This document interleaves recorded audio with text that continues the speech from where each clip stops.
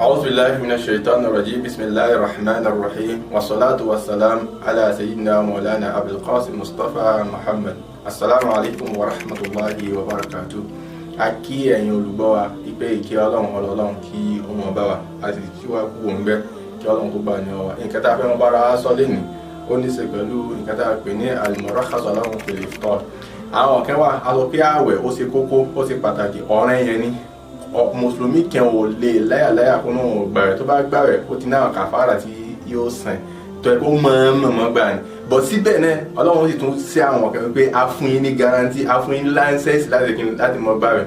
Àwọn tó lọ́n bá fún láńsẹ́ǹsì láti mọ̀ gbà rẹ̀ àwọn mẹ́rin rẹ̀. Àkọ́kọ́ nínú wọn òun ni Sheikh wa Sheikha.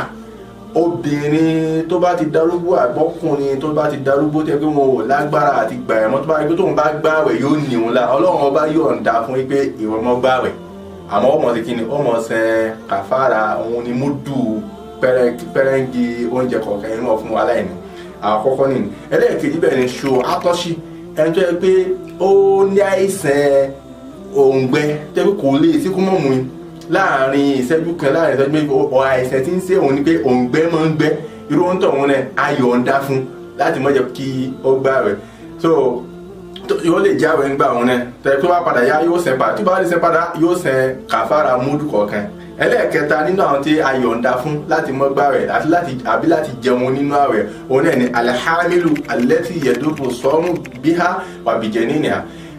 Aboyún tó yẹ pé tó bá gbààwẹ̀ àwẹ̀ wọn ò ní í la àbí kó sì ní ọmọ tó wà nínú rẹ̀ la irú wọn tó ní ayọ̀ ń dá fún láti má jẹ́ kí ó gbààwẹ̀ kó jẹun àmọ́ yóò mọ̀ ṣe múdù kọ̀ọ̀kan nínú àwẹ̀ wọn tí wọ́n jẹ́ kàfàrà fún. Ẹlẹ́ẹ̀kẹrin níbẹ̀ iná ni al-marda allati yadurru sawmu biha wa bi radi'iha.